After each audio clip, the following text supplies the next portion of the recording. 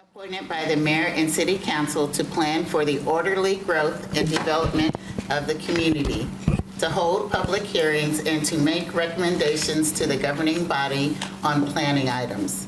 Please note, the governing body rules state that the public hearings and planning cases shall be conducted solely by the Planning Commission. No additional public hearings will be conducted by the governing body. Tonight's cases are tentatively scheduled to be heard by the governing body next month. Agendas can be found at topeka.org.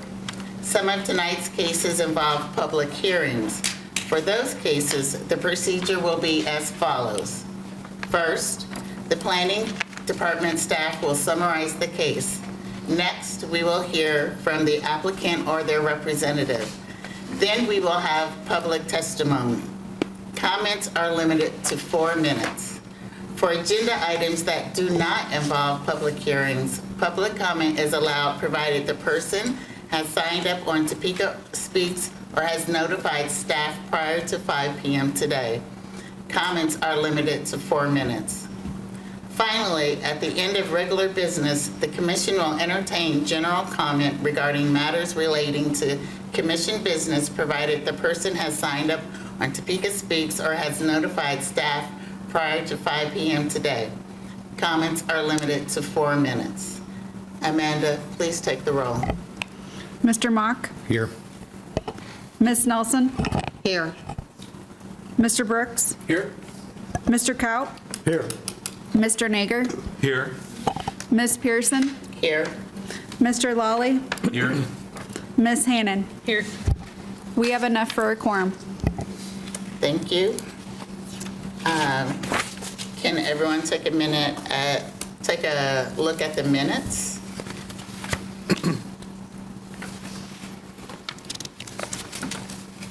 If there's no questions, I'll entertain a motion. I'll make a motion to approve the minutes. I'll second. Thank you. Amanda? Ms. Hannon? Aye. Mr. Lawley? Aye. Ms. Pearson? Abstain. Mr. Nager? Aye. Mr. Kaut? Aye. Mr. Brooks? Abstain. Ms. Nelson? Aye. Mr. Mock? Aye. Minutes pass. Thank you. We're moving into executive session. Yes, we're going to need a motion. The motion is to recess into executive session not to exceed 30 minutes to provide legal advice on a particular zoning application deemed privileged under the attorney-client privilege as allowed under KSA 75-4319 subsection B2. The open planning commission meeting will resume in the city council chambers. The following staff will be necessary to assist the planning commission in its deliberations: senior attorney Brandy Roy Bachman and any other city staff that the commission deems useful. So moved. Second. We'll move into executive session. And the time is 6:03, so 6:33 is when we'll be back. Do we need to take a vote on that? Oh, I'm sorry. Do we need to take a vote first, right? Yes. Yes. Please take the roll. Vote. Mr. Mock? Aye. Mr. Nelson? Aye. Ms. Nelson, I'm sorry. That's okay. I apologize. I'll answer the vote. Sorry. Mr. Brooks? Aye. Mr. Kaut? Aye. Mr. Nager? Aye. Ms. Pearson? Aye. Mr. Lawley? Aye. Ms. Hannon? Aye. The motion passes. Thank you.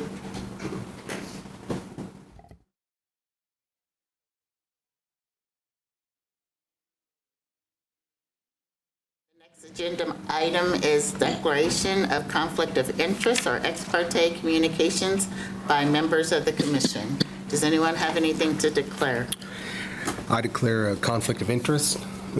This first up zoning case is one of my jobs that I work on, so I'll need to be dismissed for this.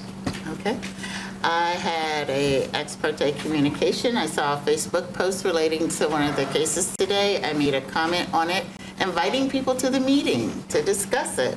So, but still, I can make a clear decision. So, if there's none other, we're going to move on to the first case.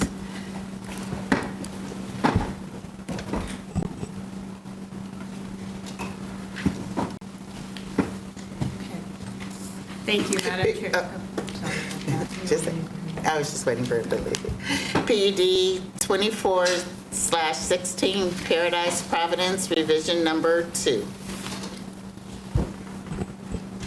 Thank you, Madam Chair. This is a request to amend the master PUD plan to allow a crisis center type 2 within the existing building on the site. Property is located at 2401 Southeast 11th Street and comprises 2.59 acres.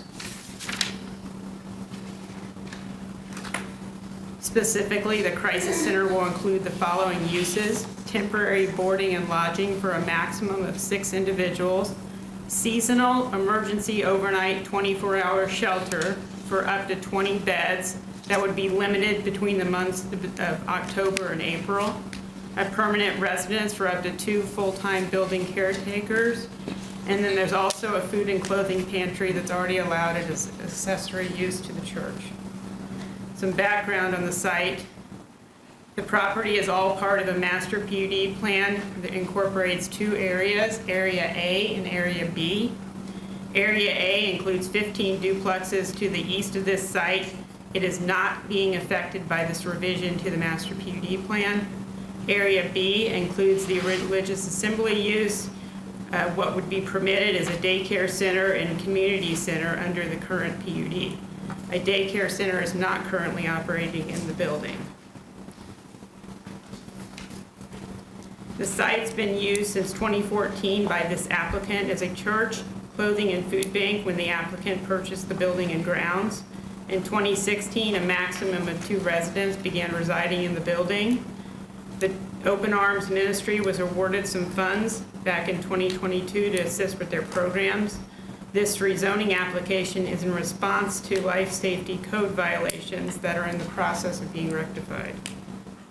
The building is divided into 2 different wings.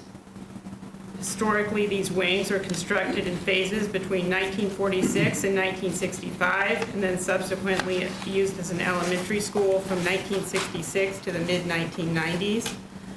The building has been used by a church and a community center since at least 2007 by another religious assembly use when it was rezoned as part of the PUD to allow duplexes to the east. The east wing of the building contains a church sanctuary, and the west wing of the building contains former classrooms that have been converted to a food pantry, clothing pantry, and living and sleeping quarters for residents.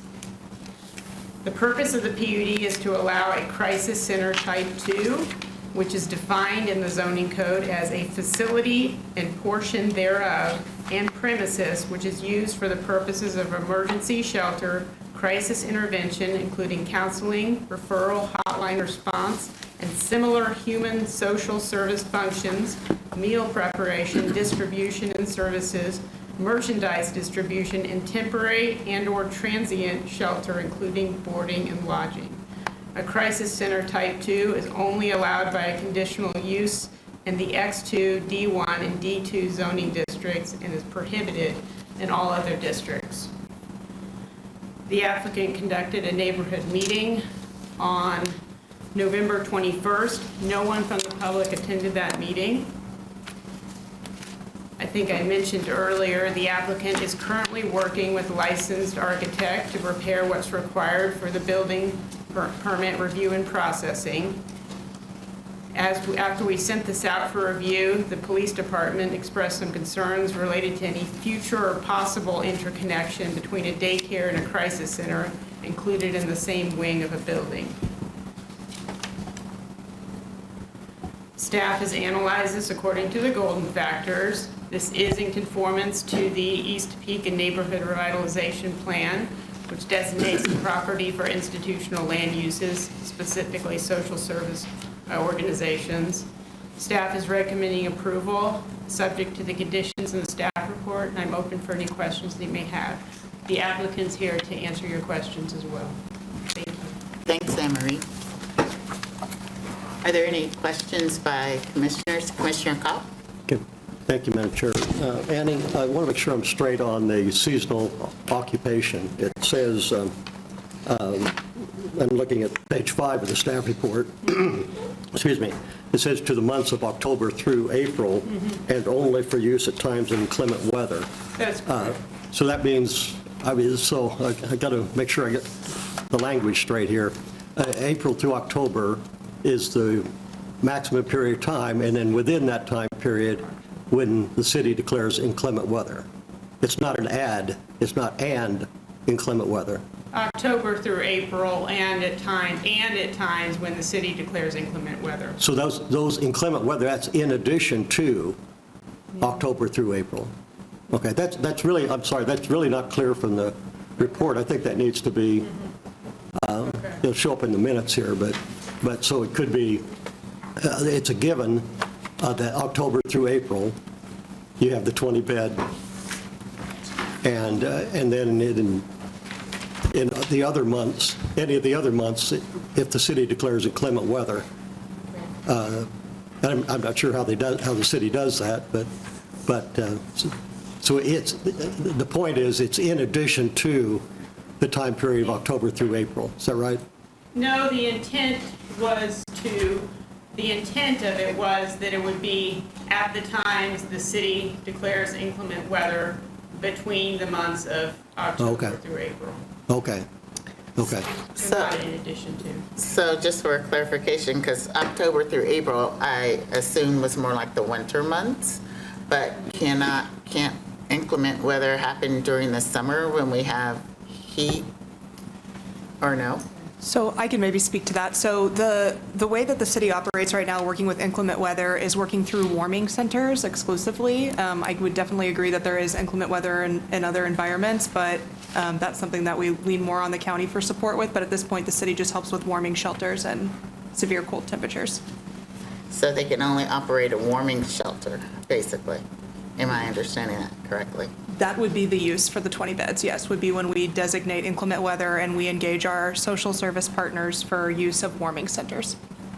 Thank you.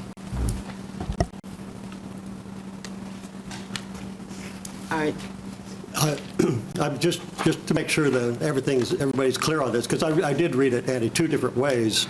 You might want to revise the staff report to say something like October through April and only for use during those months at times of inclement weather.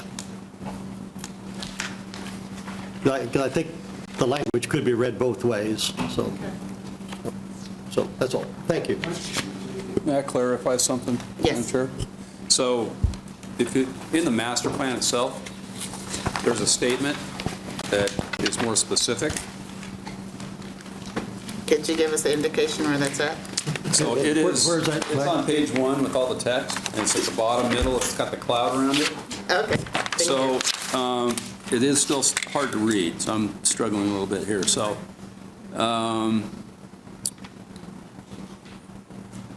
okay, so if you go down about the 4th line, it says, a seasonal emergency overnight shelter is only permitted from October 16th through April 15th, and only in coordination with and at the request of the city of Topeka.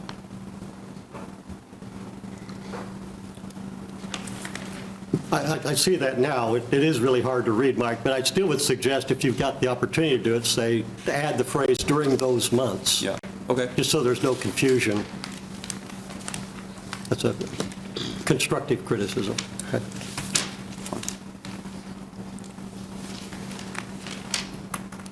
And Madam Chair, I guess I do have one other question for staff. Yes. The daycare, which has not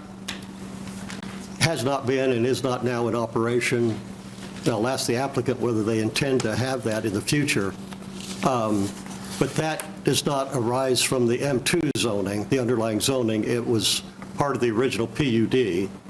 So if that were to be deleted, it would be a matter of amending the original PUD, if that were something that the applicant would even be interested in.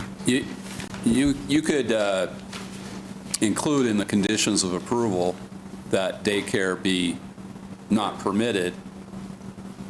Without a major amendment. It'd just be part of this action that you're making right now, just be part of it. Yeah. And again, I don't know if the applicant wants to do it Yeah. or not, but I'll find out.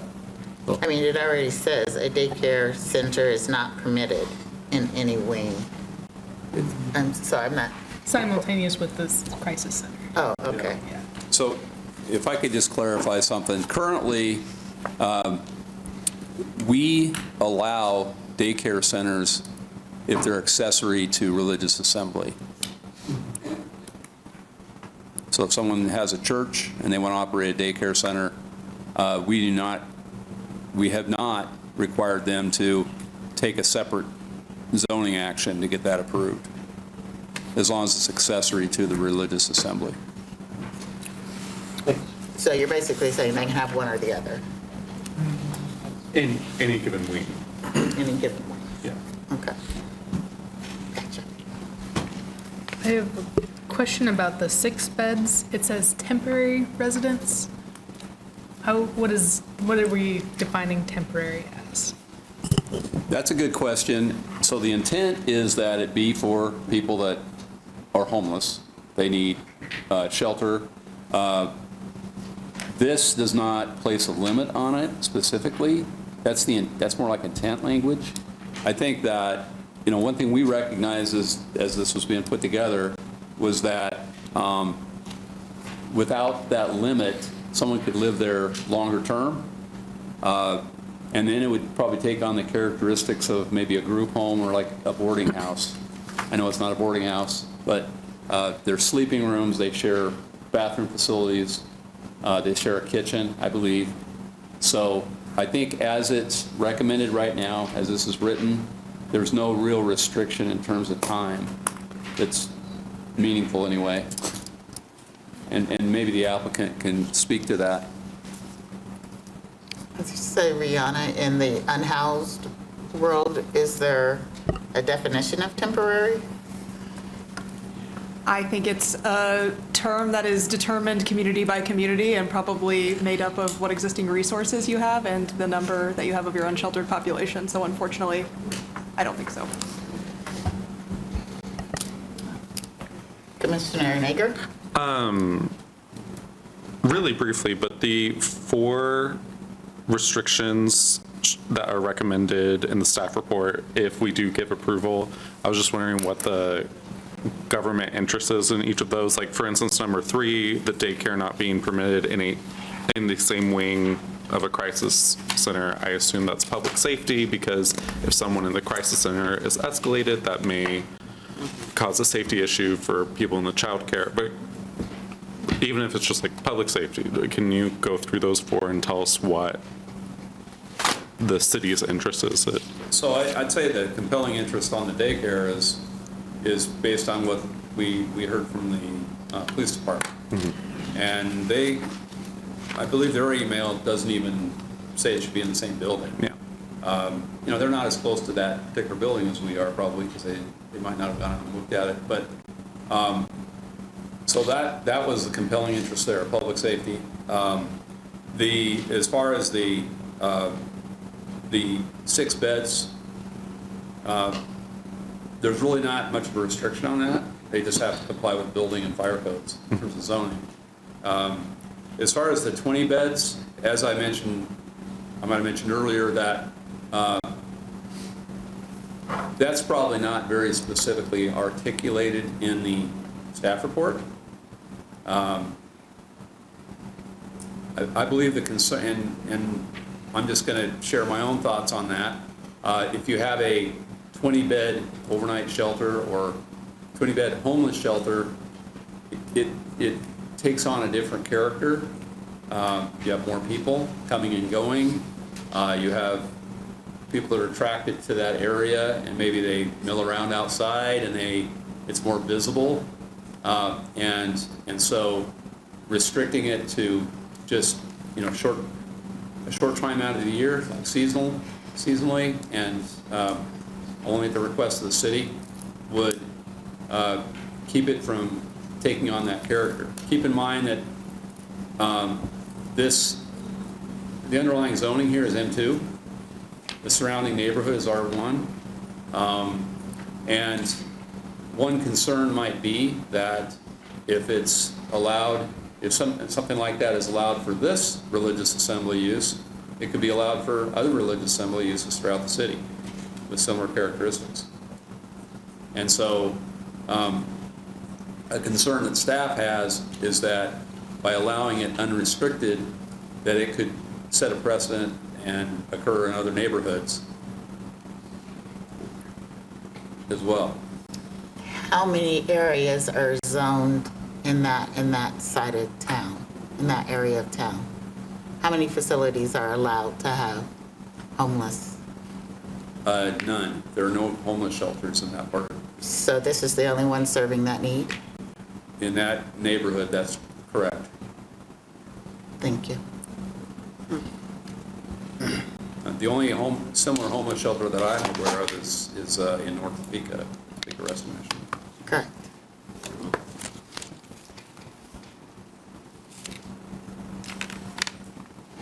Seeing no more questions from commissioners, is there an applicant present?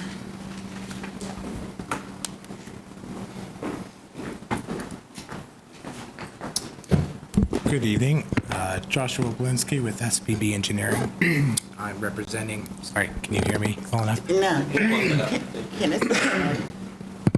Can you hear me? Can you hear me now? Talk louder.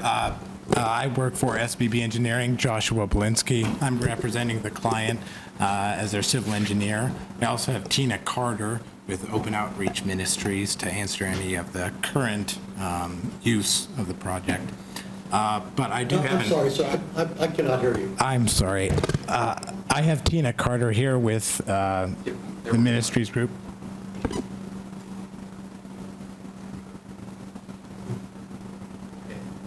Keep talking, sorry. And then no, yeah. Okay, don't type, just start talking and we'll adjust. Can you hear me now? Can you hear me now? Speak loudly. Okay. So in response to the question about the childcare, after conferring with Tina, that seems to be a holdover from the previous PUD, and we wouldn't mind at all if we eliminated that language so there isn't any cross usage. They wouldn't be happening at the same time if we just eliminated that use altogether.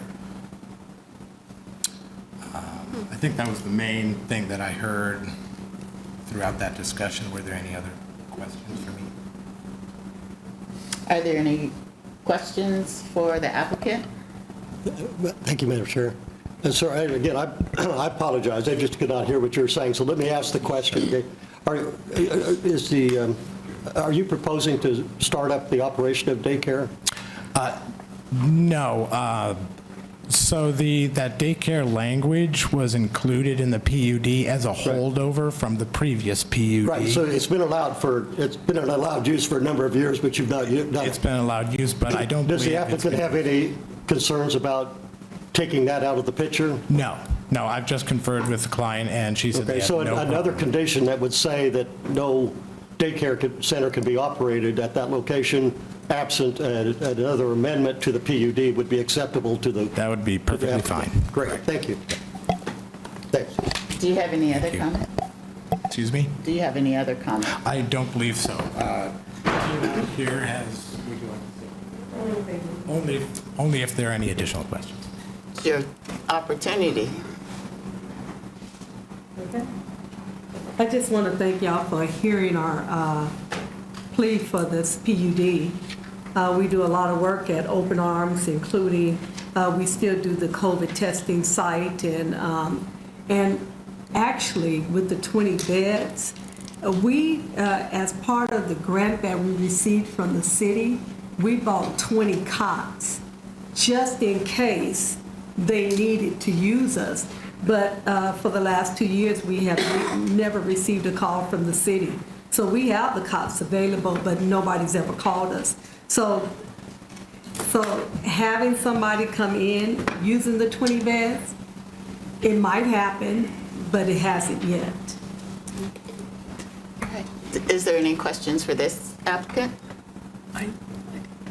So your temporary beds, your 6 beds, Yes. how temporary is that for you guys? Well, it really depends, because sometimes we have a client in there for a couple of months, and sometimes for a few weeks. But sometimes longer than that, depends on what services they're waiting for.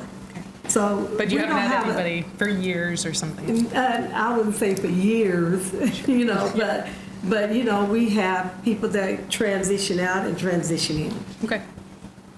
Thank you. Any other questions? Thank you. Okay, thank you. I got a comment, Madam Chair. I just want to remind you guys that if we remove the childcare issue, we'd have to find a compelling interest to do so. And I'm just not thinking of a compelling interest to remove that exception. I agree. So we can just leave it as is and just all understand that it won't be utilized, right? That's fair.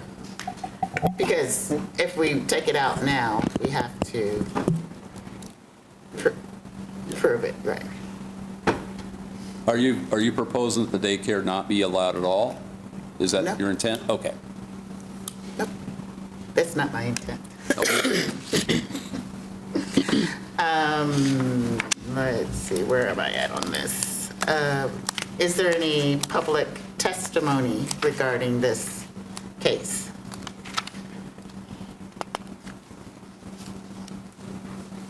Seeing none, I will close the public hearing.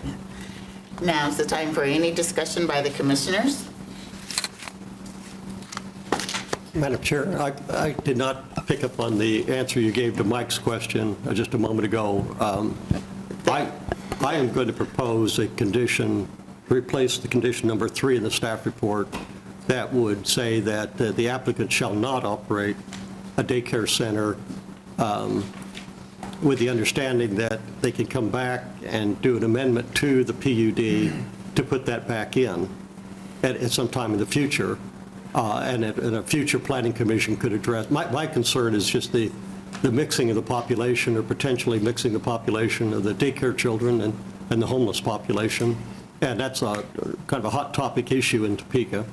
The way that I read the restriction number 3, if it stands as is, it doesn't prohibit them from coming back in the future.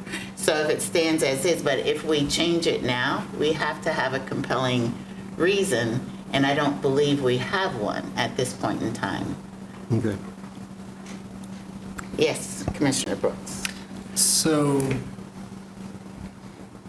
the basis is, or the argument's been made already, that mixing the two populations is not safe for the public. Because point 3 there exists, it assumes that mixing them is already not safe. So my opinion is that having a daycare in one wing of a building and having a homeless shelter in the same building but in a different wing is not safe for those in the daycare. So I would agree with Commissioner Kopp that we've already made the assumption that it's not safe because the point is already exists as a condition. So I would just say, because I don't think having the same population in the same building, different wings, to me it's no different. It's still in the same building. So I have an issue with that. So what exactly are you suggesting? I'm suggesting, as Commissioner Kopp did, to restrict the use of daycare in the facility if a homeless shelter is inside the facility. Madam Chair, let me mention just one other thing, just to explain my thinking on it. This is kind of, what I'm proposing to do is kick the can down the road, okay? They are not, they have not been, and they do not propose to operate a daycare center. There may be a safety issue associated with it, but if we place a condition on here that says there will not be a daycare center, that does not prevent the applicant from coming back next month, next year, 5 years from now, and asking for that note to be removed, for the PUD to be removed. And at that point, there could be an informed discussion about whether or not there's the interface between the two populations is an issue. I don't know that it is. We have a statement from somebody in the police department, and that's it. And I don't want to overreact to that, but I'm saying it's not an issue if the applicant is not operating a daycare. It just goes away. Right, and I think we're almost on the same track, but just far enough away. From the way that it reads right now, it is not prohibiting them from coming back and asking later to operate a daycare in whatever shape or form they would like to. And it might be at that time they decide they do not want to operate a crisis center type 2. So if we leave the language the way it is right now, it is still open to possibilities. Whereas if we change it, we are guiding a direction that might not even be necessary. And we don't have a compelling reason to change it outside of our personal opinion. Well, I differ with you on that point, but I may not be reading the note number 3 the same way that you read it, and probably others are reading it. It said, not permitted in any wing. That's the entirety of the building then, as your reading of it. But they can come back and ask for it if they so choose, as we've seen on other PUDs. Okay. Unless I am wrong about that. I think we need to ask legal Yes. for opinion. You guys came up with the recommendation. What's your comment on number 3? The way I read it is, if there's a crisis center operating in one wing, then we cannot operate a daycare in that wing. Is that how you? That's correct. So the thinking was, Well, let me make sure I'm clear. Yeah. But they could say, at some point, we don't want to operate a crisis center anymore. We would prefer to operate a daycare because that's filling a community need. They would come back to us and make that request. and I believe that's what Commissioner Kalp is getting at, what he's recommending, that they do not want to operate a daycare. They have never operated a daycare. They do want to operate the homeless residents.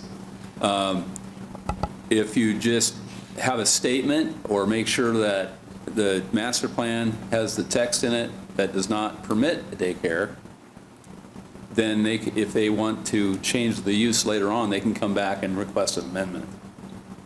Correct.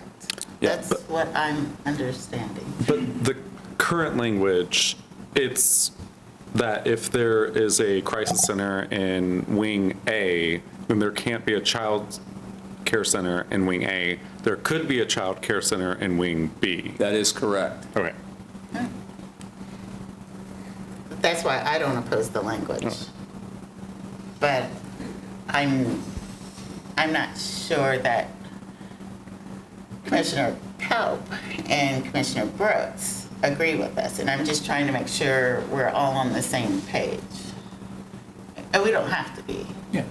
Well, there is, and again, I don't want to overreact to this, okay? I don't want to disparage the homeless population or anybody else, but the wording in the condition, if you've got two wings, Wing A and Wing B, and Wing A has a daycare center and Wing B has a homeless shelter, this condition here does not in any way limit the interaction, contact between those two populations, in the parking lot and, any common areas of the building. It just says so if the idea is to separate populations, then I'm afraid that number 3, condition 3, does not do that.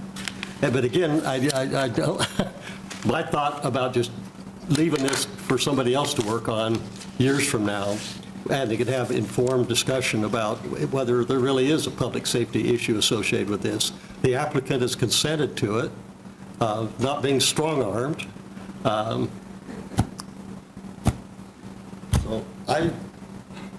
I will go with the majority. Thank you. Commissioner Brooks? So the claim is there's no compelling interest to deny the use of a daycare facility. No. Read number 3. Yes, so I would propose that we restrict the use of the daycare facility. The response is, well, there's no compelling interest. And so I'm using the same logic of why point number 3 exists. If we're saying that we want to separate the two populations, well, what's the compelling interest there? May I offer a comment really quickly? Yes. I think it's important to note that we do have other shelters in the city that operate as a daycare facility during the day. I think it's that those populations are not exclusive of one another, right? Sometimes those are families that come together, and I think having the option for daycare during the day, whether they're choosing to utilize it that way right now, but could be something in the future that other facilities are utilizing for that reason, if that's helpful. So number 3 addresses that public safety concern. The question is number 3 written to resolve the issue in the most least restrictive way? If it is, then we keep it like it is.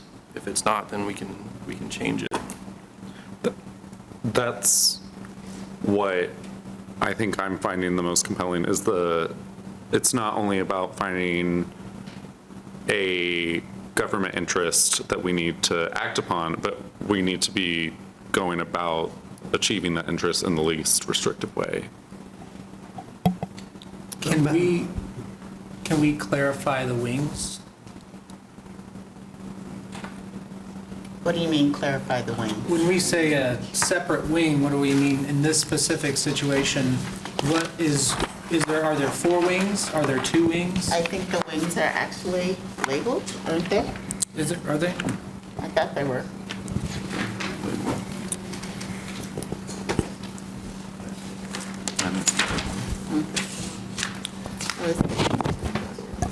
They're not, Madam Chairman? Yes. So they're not labeled on the master plan. I think the simplest way to do this is I guess what is Area B, Area A? Area B is the entire facility, the entire building, that includes the 2 wings. So, but one wing is on the east side and one wing is on the west side. Their intent is to have the residents, the emergency shelter on the west wing and not have it on the east wing. So if you're going to label the wings, it probably makes sense to label it the west wing and the east wing. Would that clarification be helpful? Madam Chair, I'm sorry. I'm going to double back on you, okay? Okay. What Rhiannon just said, the information I was not aware of, she said there are existing situations now where there's home shelters coexisting with daycares. I was not aware of that. And if that is in place, then I apologize for wasting people's time. I think that's significant, and knowledge is power, huh? I'm sorry? Knowledge is power, huh? Okay. So, you're on your own. How about you, Commissioner Brooks? Are we good with east-west? That answered my question, yeah. Okay. All right, is there any more discussion by the commissioners? Seeing none, I will entertain a motion.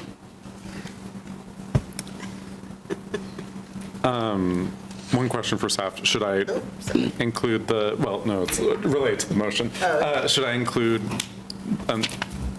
the labeling of the wings in the motion?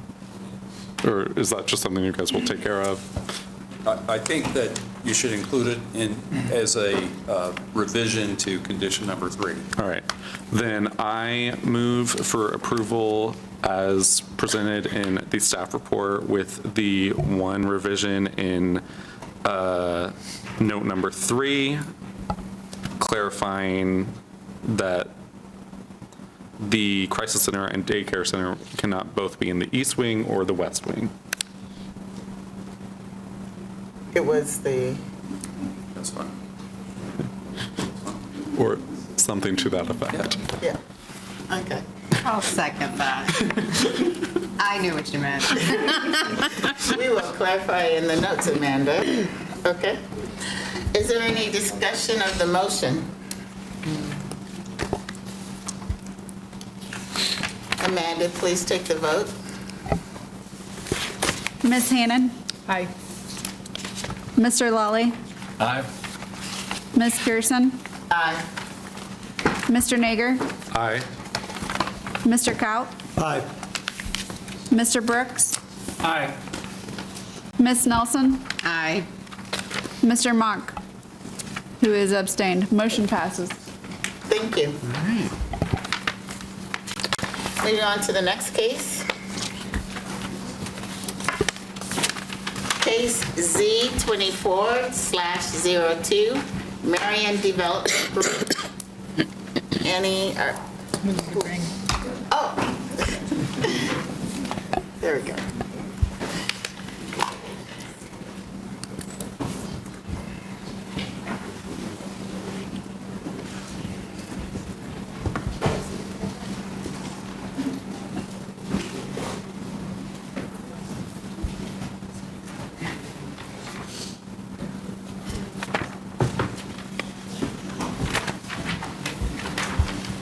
You're upside down.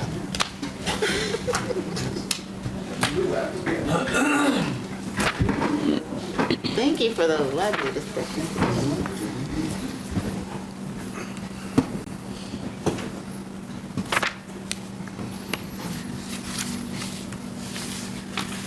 All right, we'll get ready to hear Z24/02, Marian Development Group.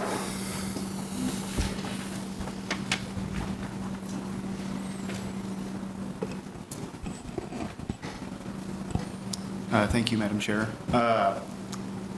This is case Z2402, Marian Development Group. This is for a property at 210 Southeast 37th Street, intersection of Kansas Ave and 37th Street. The proposal is to rezone this parcel shown here, just over 16 acres, from PUD planned unit development, currently with a light industrial use group, to M2 multifamily dwelling district, and that's to facilitate an affordable apartment development. Previously, this was a mobile home park for about 60-odd years, and it has been vacant for the past 5 years, roughly. The project proposed, this is an early conceptual site plan provided by the applicant. It is going to be 240 units, split over 10 buildings. They are applying for the low-income housing tax credit. All units are going to be subject to that, so 100% affordable. These plans are subject to change. They are still early in the process, but somewhere in the ballpark of 240 units is the proposal. The character of the area, the neighborhood, there is the Highcrest neighborhood right to the east that is single-family residential predominantly.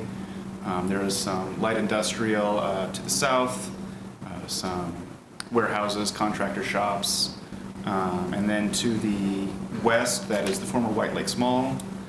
There are some other commercial uses around there. There's a park, I think that's the Betty Phillips Park, and that covers the neighborhood. The future land use plan, this is covered under the Highcrest neighborhood plan. The subject property area is designated industrial on the future land use in the neighborhood plan. There has not been any industrial development on the site since it was first zoned for industrial in the late 1950s. And the multifamily rezoning does fit with the citywide housing market study and strategy, which identified a major need for more housing. So it does not fit with the future land use map, but it does fit with the housing market study. Yes, and staff is recommending approval of the rezoning from PUD to M2 multifamily. Thank you, Paul. Are there any questions by the commissioners for staff?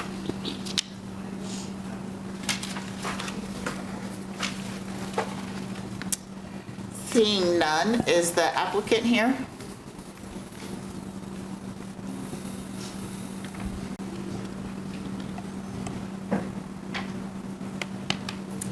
Good evening. My name is Amy Grant, 900 West 48th Place, Kansas City, Missouri. Pleasure to work with staff on the project.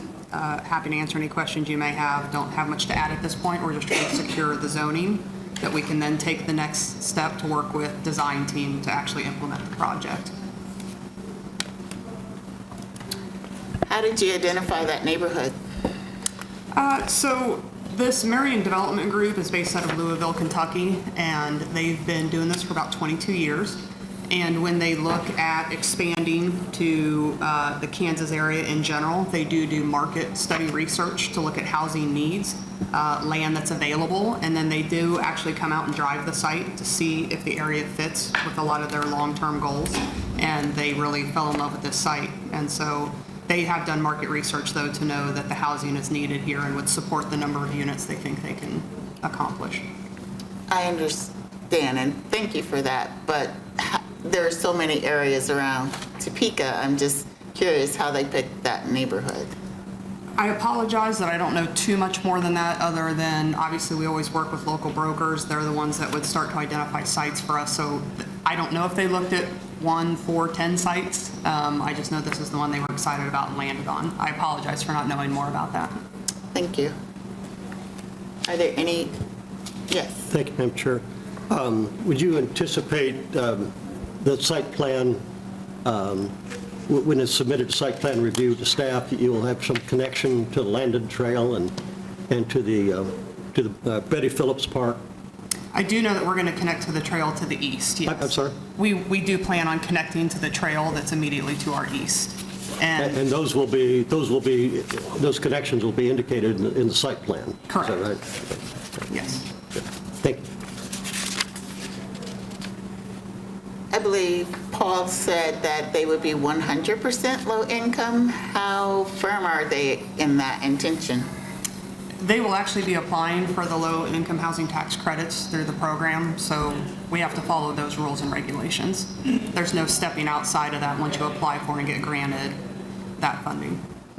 If they get it. If they get it, of course. Right. But I will tell you, Marian, for the most part, this is the bread and butter of what they like to do across the country, is this type of housing. Okay.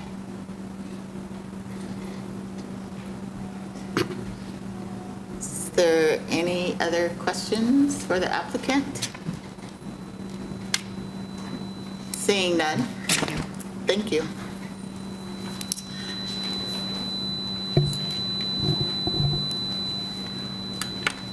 What's the buzzer?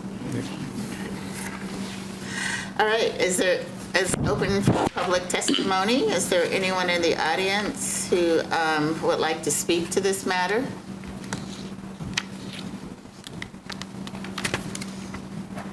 Good evening.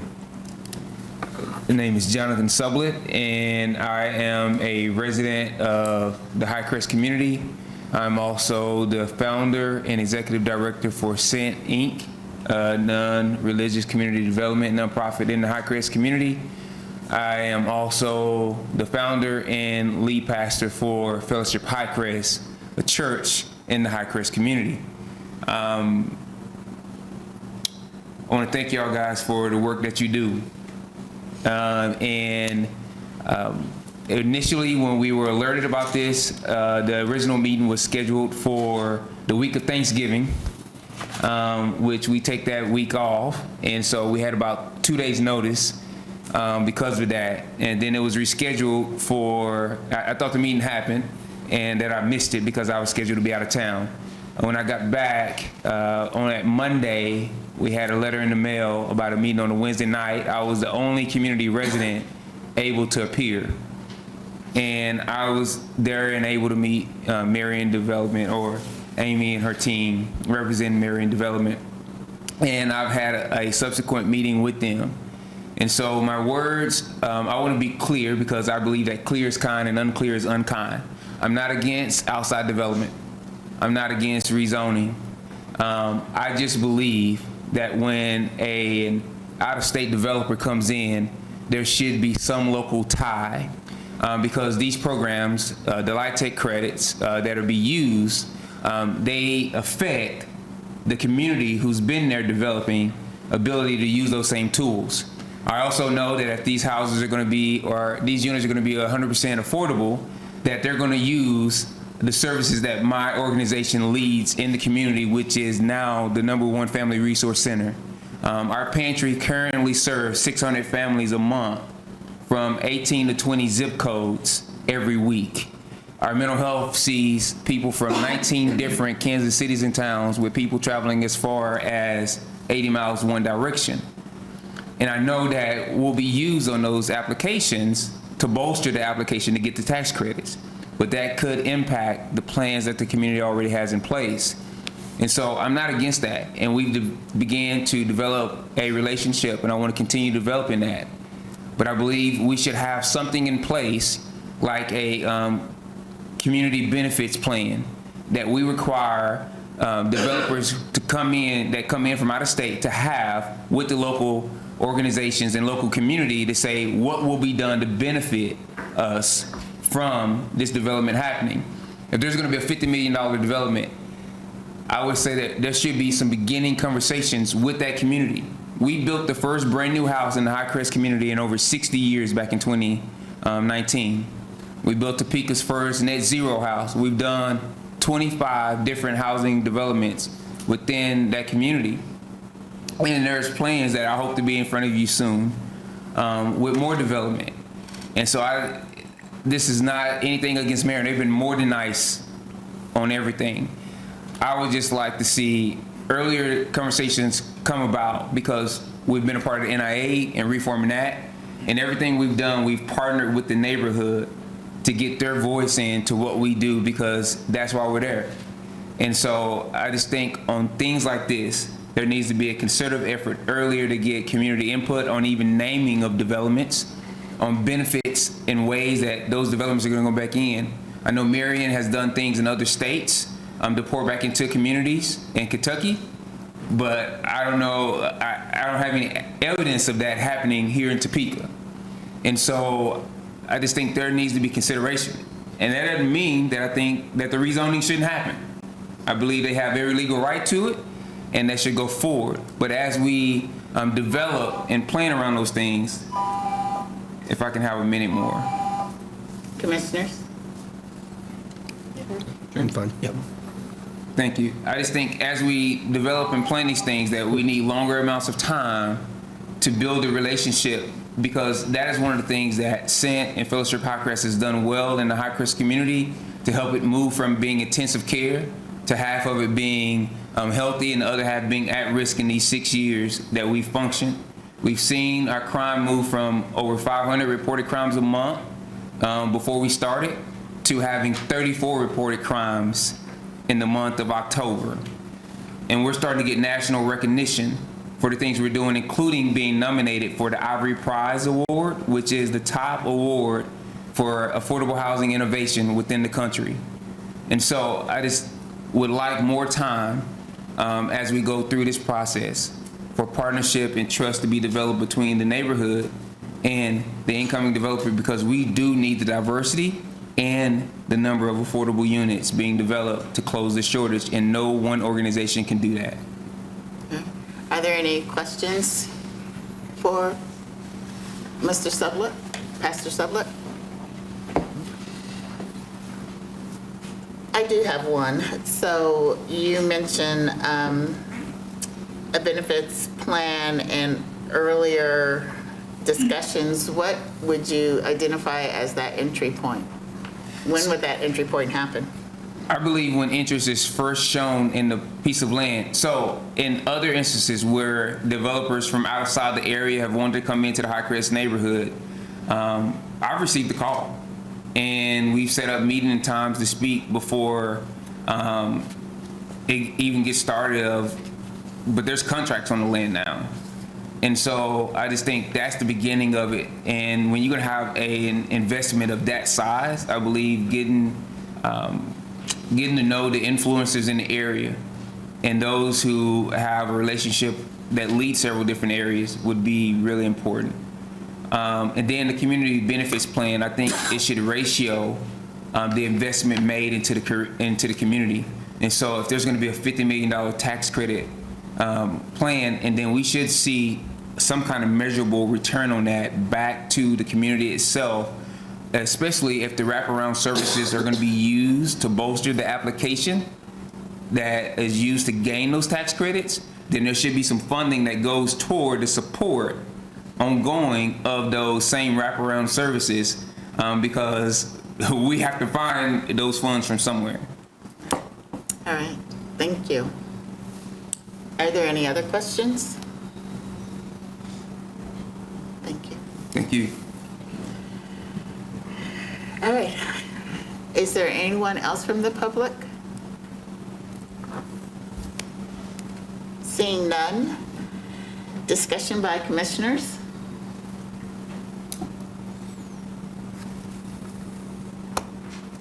Seeing none. Madam Chair, a question for staff. This is our only role in the development process is the rezoning, so everything else falls on site plan review. And I know, I appreciate what information is provided here in terms of a concept by the applicant, but the applicant's not held to any of this. The proposal, the staff report references a 240-unit apartment complex, and that the density would allow close to 400 units to go in, and that would be something that you deal with at site plan review.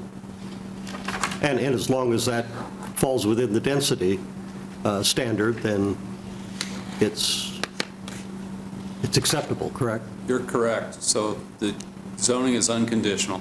It's whatever you get with M2 zoning, and what they're proposing is. But there will be a traffic impact study. Everything. Traffic study, all correct. Ingress and egress is off 37th Street, right? Yes. Okay. Yes, it's anticipated that the traffic study will. So tell me, at what point in the site plan review process do you get a actually hard figure as to how many units will be going in? Because you'll have to have that information to do a traffic impact study, right? They will need to, when they apply for site plan review, they'll need to provide a site plan. They'll need to tell us how many units they're going to have, and the traffic study will have to be submitted with or prior to that site plan application. Okay. Thank you, Mike. So I have a question for staff. Has any other developer shown any kind of interest in this land? We've had a few phone calls. People are interested. We've had some conversations. They're not public record because they're just conversations on the phone. So just inquiries? Just inquiries. Okay.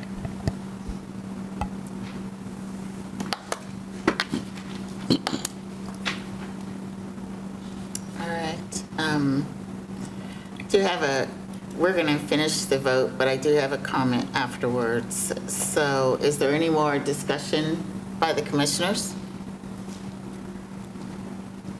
Seeing none, entertain a motion. Motion to approve. Second. A discussion on the motion.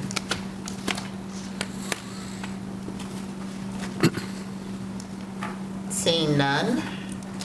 Amanda? Ms. Hannon? Aye. Mr. Lawley? Aye. Ms. Pearson? Aye. Mr. Nager? Aye. Mr. Kaup? Aye. Mr. Brooks? Aye. Ms. Nelson? Aye. Mr. Mock? Aye. Motion passes. Thank you. All right, our next agenda item, I'll make it my comment. after you. Report from Special Committee on Housing. I'll be brief. I will be brief. I will. The committee met earlier today with the president of the CAC, Susan Fletchery, as part of our ongoing vetting of the idea of introducing small size or small unit multifamily into the R1 single family district. And we met for over an hour, and it was a good meeting, positive meeting. She had some observations, and we are scheduled to go before the full CAC, the Citizens Advisory Council, early January to continue the vetting. Also doing, I don't have the exact dates, Dan, but there'll also be meetings with several of the NIAs between now and that meeting or sometime in January. On January 13th. We'll be meeting with College Hill and also Historic North Topeka East. So we'll continue to just, do the vetting, talking to folks at the NIAs, also talking to home builders and seeing what level of support and, kind of fine tuning any proposal, if there is a proposal, to bring back to the full planning commission. The other thing I would mention on the subject of affordable housing, the state of Kansas, a legislative interim committee meeting was held about 2 weeks ago. And that was an interim committee on available and affordable housing. So it has taken a long time, but the state of Kansas, the state legislature has become aware that there's a housing problem statewide, not just Topeka, statewide. And it was a full-day hearing, and there were several dozen conferees, a lot of testimony presented. And interesting to the committee and our work is that quite a few of those folks, and these were city and county officials and people in the industry, pointed to zoning codes as being an obstacle to the construction of housing. So it's, it's kind of like the eyes are opening up at the federal level, the state level, and here that development codes and zoning have had some unfortunate consequences. And we are doing what we can to address that here. But there was some discussion with the interim committee. Some folks went so far as to suggest that there be mandates by the state of Kansas, like there are mandates in Maryland and California, Washington, a few states around the country, where the state government has come in and said, you shall do this. You shall allow multifamily and single-family neighborhoods. You shall take a look at your parking regulations, things of that nature. So I think we're a long ways away from having any mandates in Kansas. That wouldn't be part of our culture that we have here. But it is interesting, and for me, it's good to know that there's a rising awareness. Agreed. That's it. Thank you. Thank you. I do have a question for you and for staff as well, and related to developers coming in. Let me phrase this correctly. I understand that we send out notices to the community. I understand the majority of these meetings have very low attendance in many cases, especially in neighborhoods that tend to be NIAs or low to moderate risk. Has there been any thought given to truly get a developer, not just calling and checking on a property, but connecting them with the community earlier as a marketing tool, if for nothing else, to say that within this community, you have some level of local support for your project? Is that a possibility to explore?